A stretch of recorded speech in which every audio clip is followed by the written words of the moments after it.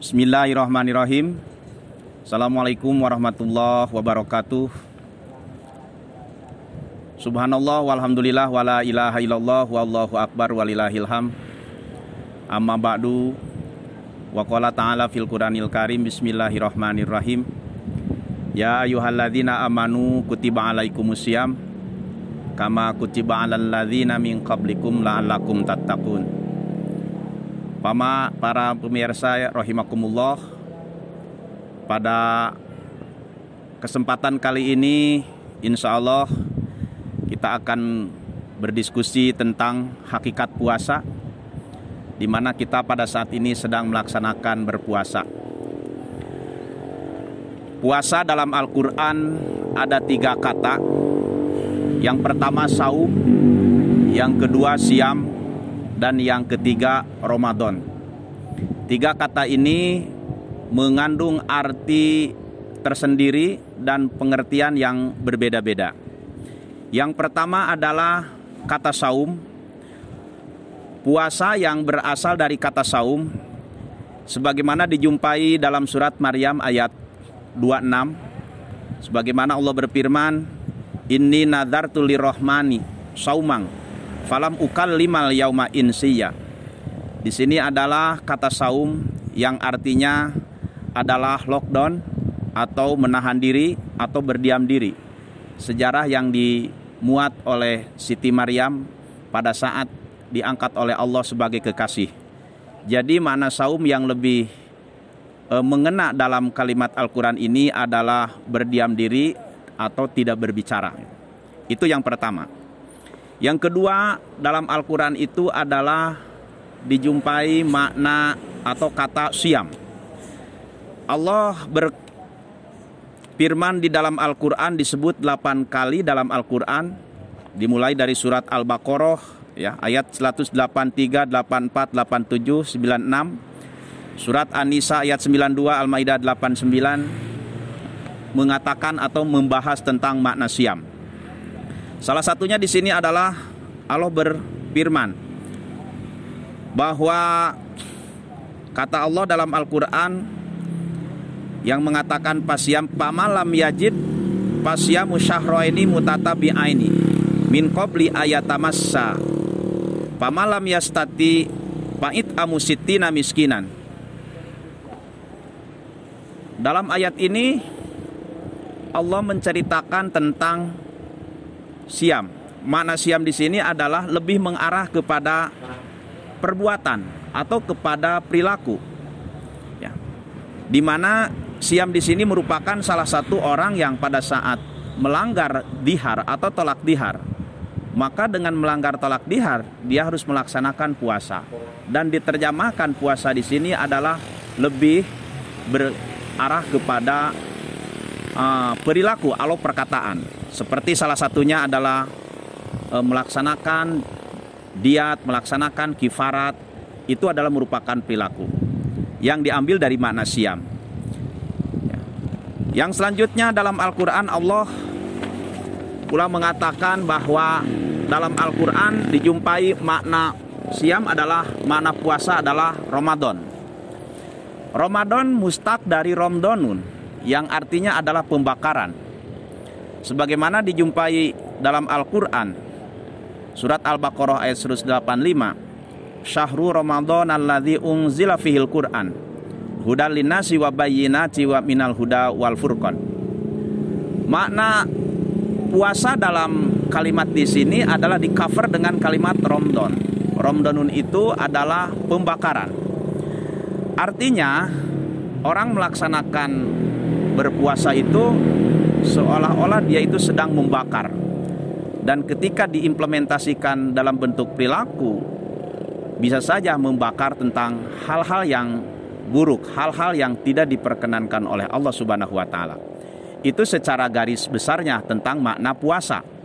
Jadi puasa dalam arti bahasa Arab itu ada 3 atau yang tercantum dalam Al-Quran. Yang pertama ada nama saum, yang kedua ada makna siam, dan yang ketiga ada makna Ramadan. Kita implementasikan dalam ayat-ayat yang lain, kita kaitkan dalam ayat-ayat yang lain. Kita ambil dalam surat Ali Imran ayat 190. Allah berfirman, "Inna fi khalqis samawati wal ar wa ikhtilafil laili wan nahar la ayatil liulil albab." Mari kita terapkan puasa dengan dihubungkan dengan ayat Al-Qur'an ini. Dalam ayat ini kita memetik filosofi tentang puasa. Filosofi tentang puasa, ya, bahwa puasa tidak hanya dilakukan oleh manusia, akan tetapi puasa juga bisa dilaksanakan oleh binatang atau hewan lain. Ya, karena pengertian puasa tadi berbeda-beda, mari kita buktikan di lapangan yang melaksanakan puasa di samping manusia ada juga puasa yang dilaksanakan oleh hewan. Pertama adalah ular. Ular adalah binatang yang berbentuk menjalar, panjang, makannya juga makan hewan-hewan lain. Kemudian hidupnya di daerah-daerah rawa, daerah pegunungan, daerah sawah, kemudian di pesisir pantai. Kemudian si ular itu terus makan. Akan tetapi ketika ular sudah makan dan kenyang, lalu ular itu mengadakan puasa. Ya, puasa di situ adalah ular lockdown atau menahan diri. Setelah mereka berpuasa beberapa minggu, bahkan mungkin bulan, maka puasa ular itu melahirkan dengan bentuk yang berbeda.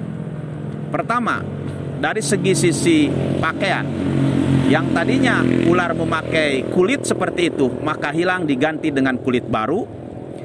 Kemudian setelah ularnya puasa, ya, puasanya ular bisa panas, menahan diri, ya, kemudian tidak berbicara atau mengasingkan diri, lalu makannya ular tetap ular, bentuknya ular juga tetap panjang. Kemudian sikap dan perilaku ular adalah seperti biasa. Kita ambil filosofi puasa ular di sini adalah di mana si ular puasa menahan diri, kemudian ini bisa diambil filosofi oleh kita sebagai makhluk yang berakal. Karena la ayati liulil albab merupakan tanda-tanda berpikir bagi orang-orang yang berpikir, bagi orang-orang yang memiliki akal sehat, bahwa dari surat Ali Imran ayat 97 itu melahirkan bahwa setiap manusia telah melakukan perubahan seperti puasa ular. Di situ mengandung nilai tentang istiqomah. Artinya ular tetap namanya ular, perilakunya bukan demikian. Maka di sini filosofinya menandakan manusia harus istiqomah di dalam melaksanakan tugas Allah. Sebagaimana Allah jelaskan, yang pertama, innalladzina qalu rabbunallahu summastaqamu fala khaufun alaihim walahum yahzanun. Nah, inilah bahwa manusia sebagai manusia beriman, sebagai orang-orang yang berharap ridho Allah, tentunya harus istiqomah di dalam menjalankan perintah Allah melalui puasa. Melalui puasa, manusia tentunya harus istiqomah di dalam berjuang di jalan Allah Subhanahu wa taala. Yang kedua dari ayat Ali Imran 190 itu, kita ambil lagi dengan contoh hewan lain, adalah ulat. Ulat adalah salah satu binatang yang menjijikkan. Makanannya rakus, tidak ada pohon-pohon, tidak ada daun-daun, dimulai daun sayuran hingga kayu besar, oleh ular itu dimakan. Tidak tahu apa-apa. Setelah ular makannya kenyang, lalu dia berpuasa atau menahan diri. Setelah dia menahan diri, maka ular melahirkan perubahan yang lain. Dia membungkus sendiri, setelah membungkus sendiri berubah dari ulat menjadi kepompong, dan setelah menjadi kepompong, lalu ulat berubah menjadi kupu-kupu. Kemudian setelah menjadi kupu-kupu, perubahannya adalah berubah. Perubahannya sangat berbeda. Kalau di suatu masa ulat dia makan kepada daun-daunan, kemudian pula setelah itu berubah. Setelah dia melakukan berpuasa, maka ulat itu berubah namanya, berubah bentuknya dan perilakunya. Makannya sekarang menjadi menghirup, kemudian mencari bunga-bunga atau yang manis-manis atau yang disebut dengan pilihan-pilihannya. Nah, kita dapat memetik kesimpulan atau memetik filosofi dari puasa ulat adalah di mana kita sebagai manusia di sini adalah perlu adanya hijrah atau pindah dari perilaku-perilaku yang jelek, perilaku-perilaku yang buruk, perilaku-perilaku yang tidak disukai oleh Allah menjadi orang yang disukai oleh Allah. Yang tadinya tidak tahu jalan sekarang menjadi tahu jalan melalui ibadah puasa.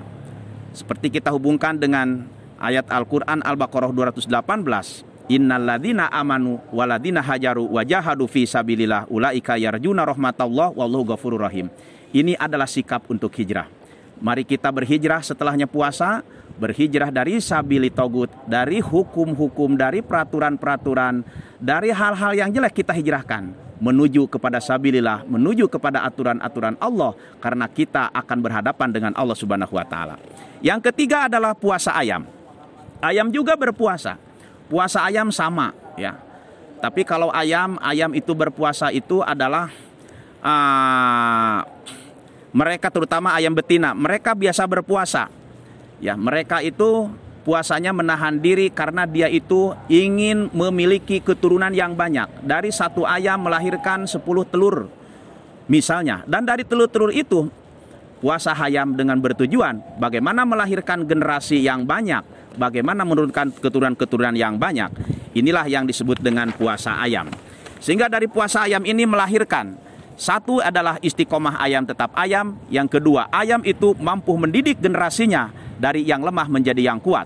Seperti dalam Al-Anfal 60, wa'idulahum mastatatu min quwwah wa mir ribatil khail turhibu nabi. Nah, di sini adalah melahirkan keturunan yang banyak. Bagaimana sekarang menjadi mujahid melalui puasa itu melahirkan keturunan yang banyak. Dari satu keturunan yang banyak itu kegiatan-kegiatan yang bersifat dakwah. Seorang mujahid apabila sudah melewati berpuasa, tentunya bulan Syawal dan berikutnya harus mampu menaklukkan, harus mampu mengajak orang-orang yang tidak tahu kepada agama, diajak menjadi tahu ya kepada agama. Sehingga setelah puasa kita melahirkan manusia yang banyak, jamaah yang banyak, kemudian perubahan-perubahan yang banyak, sehingga insya Allah terutama kegiatan kita dalam berdakwah. Karena tidak ada lagi pahala yang paling besar di hadapan Allah di samping sholat dan lain sebagainya, hanya adalah gerakan dakwah. Sehingga Nabi pernah berpesan kepada Sayyidina Ali sampai bersumpah, wallahi li ayahdiyallahu bika rajulan wahidan khairul laka min humri ni'am, rawahu muttafaq alaih.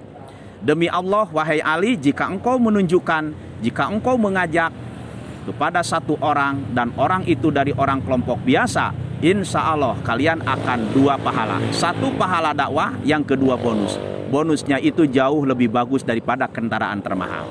Kalau kita bayangkan bahwa kendaraan termahal pada hari ini adalah pesawat atau misalnya kapal induk atau kapal pesiar, sehingga nilai pahalanya sungguh luar biasa. Ada yang kedua, ketika kita sudah menjalankan puasa, lalu di bulan berikutnya kita harus melahirkan, mampu mengajak para tokoh-tokoh publik, para tokoh-tokoh masyarakat untuk berhijrah ke jalan Allah, sehingga insya Allah ketika mereka mengikuti arahan dan mengikuti dalam satu kegiatan berdakwah kita, maka Nabi akan memberikan nilai bonus. Di samping pahala, bonusnya jauh lebih bagus daripada nilai langit, bumi, dan isinya.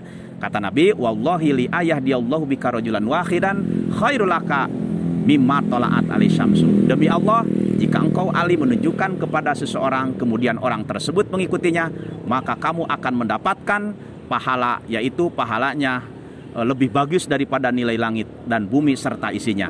Itulah hakikat daripada puasa. Jadi puasa itu yaitu harus melahirkan generasi yang banyak, harus melahirkan keturunan-keturunan yang banyak. Nanti kita bisa lihat apakah berpuasa kita adalah diterima atau apakah puasa kita itu militansi. Nanti setelah bulan puasa, setelah bulan Syawal akan dilihat dari situ, sehingga akan melahirkan pribadi mujahid yang bisa memperbanyak keturunannya. Demikian yang saya sampaikan, mudah-mudahan ada manfaatnya. Khudma sopa wadama kadar, bilahi fisabil haq. Assalamualaikum warahmatullahi wabarakatuh.